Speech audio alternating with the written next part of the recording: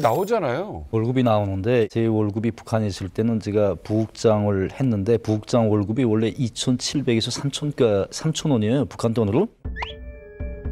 1달러가 8,000원이고 예, 그러니까 제 러임은 3,000원이었어요. 0.5달러 안 돼. 30센트라고요? 돈을 바라보고 일하는 건 아니고 그러네요. 그냥 1달러 주는 열심히 일하면 해외 나갈 수 있고 해외 나가면 또 외화를 벌 수 있으니까 그게 다 보충이 되니까 이제 열심히 일을 하고 아, 그래요? 쿠바에 나가서 제가 이제 참사 월급이 이제 500달러였습니다. 이거 지역마다 조금씩 다르거든요. 그 나라 이제 물가에 맞춰서 이제 노임이 조금씩 변경이 되는데 쿠바는 상대적으로 물가가 저렴하다 해가지고 예, 그래서 이제 월급이 500달러였는데 500달러 가지고 한 달 살기가 힘듭니다. 그러니까요. 감당이 안 될 것 같은데 500달러. 못 살다니까요.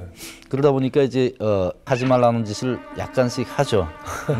하는데 예, 약간씩 가끔 이렇게 웃으실 때 매력 있다. 지금 제가 보니까 캐릭터는 약간 무게감으로 잡으셨어. 근데 우리도 모르게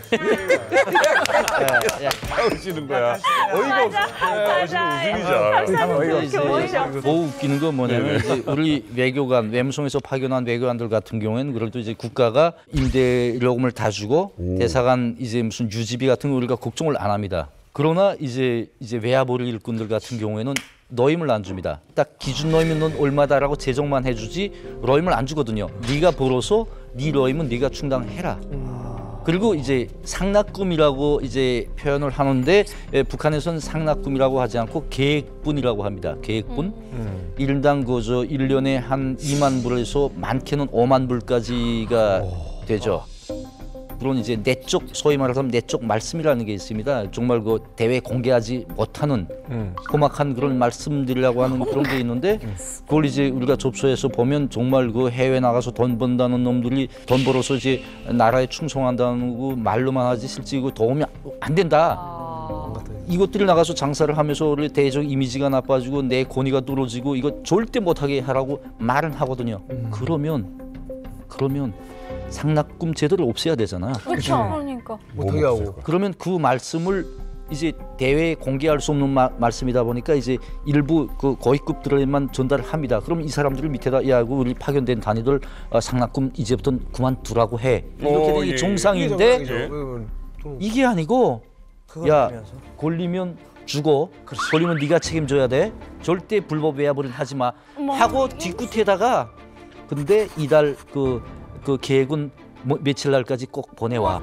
강도네. 그게 참 모순된 거고. 야. 제가 이제 존재로 우리 외교관들 경우에는 그런 고정적인 상납금은 없다고 했지만은 유 대사님 잘 알겠지만은 매 명절만 되면 또 매 계기별로 어떤 기금을 내라 무슨 충성회 무슨 뭐 어떤 지원 사업을 해라 이게 정말 매번 한 번씩 100달러 낼 때마다 그 와이프한테 눈치를 보고 온갖 거짓말을 다 가문니스를 다 해서 그 한 푼 한 푼 뽑아서 내면 실제 그 500달러 가지고 생활하기도 바쁜데 그거 다 그쪽으로 원래 보내거든요. 그러니까 어쩌겠습니까? 할 수 없이 불법 장사에 손을 대거든요.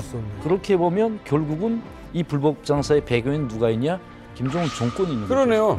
하지 말라고 하면서 그럼요. 뒤에다 대고 쓱. 아니 외교관한테 세상에 그런 압박을 주고. 저도 이제 북한 평양에서 외무성에 있을 때는 아까 이 잠사님 말씀하신 것처럼 월급으로 한 3,000원 정도를 받거든요. 그리고 또 이제 해외에 나왔을 때에는 이제 뭐 나라마다 또 지역마다 조금 다르긴 하지만 제 월급이 460유로였습니다. 그러니까 거의 한 500달러 비슷하게 50만 원. 예, 이렇게 받았는데 사실 이 돈 가지고 살림한다는 거는 정말 어렵거든요. 그리고 또 아이를 또 공부시켜야 되잖아요. 그렇죠. 그러다 보니 별 수 없이 이렇게 불법 장사를 해서라도 이제 그걸 생활에 조금 보태느라고 장사를 합니다. 우리나라 같은 경우는 수업료, 아이 교육비 같은 건 나오거든요. 지원. 원래는 이제 파견되는 국가에서 대부분 모든 나라들이 다 무료 교육을 합니다.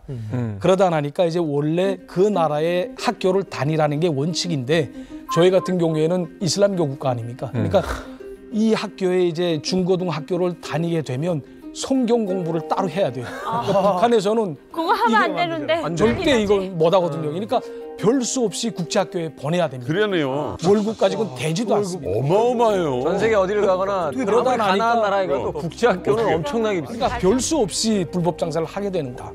그리고 또 2000년대 초반부터 또 평양시에서 외무송에서 근무하는 그런 사람들을 가리켜서 넥타이는 꽃제비라는 말이 쭉 돌았거든요. 왜냐하면 넥타이를 메고 대외 활동은 하지만 실제적으로 보는 건 하나도 없습니다. 월급 이외에는 아무것도 없거든요. 불법 장사를 하지 않게 되면.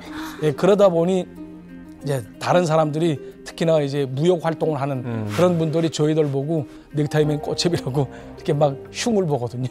이제 코뿔소 씨가 이런 말씀들을 많이 하는데 제가 이 말을 될수록 하고 싶지 않은 이유가 딱 한 가지가 있습니다. 제가 아까 전제에서도 말씀드렸지만은 정말 이 외교관들이 뭐 내가 정말 큰 부자가 되고 부귀영화를 누리자고 하는 케이스도 있겠죠. 그러나 대부분은 정말 김정은 정권이 등살을 못 이겨서 이런 그 불법 장사에 하지 않으면 안 되는 정말 눈물 나는 그런 사연이 더 많습니다.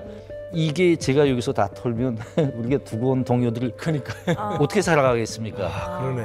그러니까 조금 더 두고 온 동료들한테 배려 차원에서 제가 입을 많이 다물죠. 그런데 실제 이건 그분들 잘못이 아니거든요. 정말 외교관이 탈을 쓰고 외교관이 넥타이를 메고 그런 행위를 하지 않으면 안 되게끔 만드는 정말 극악한 그런 정권 때문에이고 저는 지금 이 상황에서도 제가 두고 온 동료들은 지켜주고 싶어서 그래서 깊이 있게 얘기를 안 하는 점 이해해 주셨으면 좋겠습니다.